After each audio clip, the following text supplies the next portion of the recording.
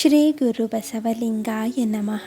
ಇಂದಿನ ಬಸವಣ್ಣನವರ ವಚನ ಹೀಗಿದೆ: ಎನ್ನ ವಾಮಕ್ಷೇಮ ನಿಮ್ಮದಯ್ಯ, ಎನ್ನ ಹಾನಿ ವೃದ್ಧಿ ನಿಮ್ಮದಯ್ಯ, ಎನ್ನ ಮಾನಾಪಮಾನ ನಿಮ್ಮದಯ್ಯ, ಬಳ್ಳಿಗೆ ಕಾಯಿ ದಿಮ್ಮಿತ್ತೆ ಕೂಡಲ ಸಂಗಮ ದೇವ.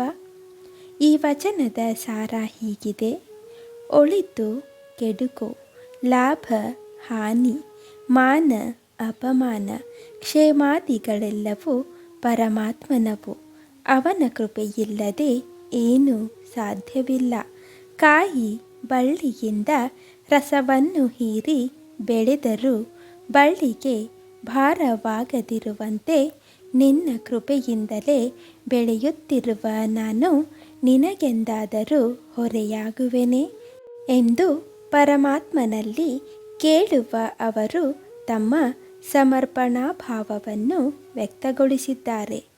ಇಂದಿನ ಮಾತು: ನಿರಭಾರಿ ವೀರಶೈವ ಸ್ಥಿತಿಯಲ್ಲಿರುವ ಸಾಧಕನು ಯಾವುದೋ ಕಾರಣದಿಂದ ಇಷ್ಟಲಿಂಗವು ಕಳೆದು ಹೋದರೆ ಮೊದಲು ಸಂಪೂರ್ಣ ಪ್ರಯತ್ನದಿಂದ ಅದನ್ನು ಹುಡುಕಲು ಪ್ರಯತ್ನಿಸಬೇಕು.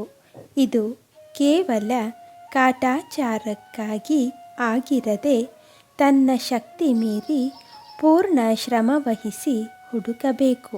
ಒಂದು ವೇಳೆ ಅದು ದೊರೆತರೆ ಅದರದೇ ಆದ ಕೆಲವು ವಿಧಿಗಳಿದ್ದು ಅವುಗಳನ್ನು ಮಾಡಿ ನಂತರ ಅದನ್ನೇ ಶ್ರದ್ಧೆಯಿಂದ ಮರಳಿ ಧರಿಸಿಕೊಳ್ಳಬೇಕು.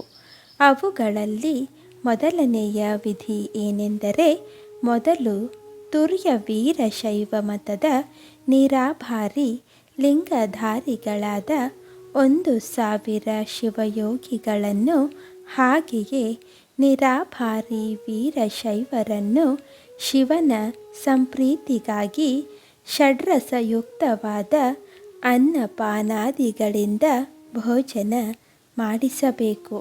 ಶರಣು ಶರಣಾರ್ಥಿಗಳು.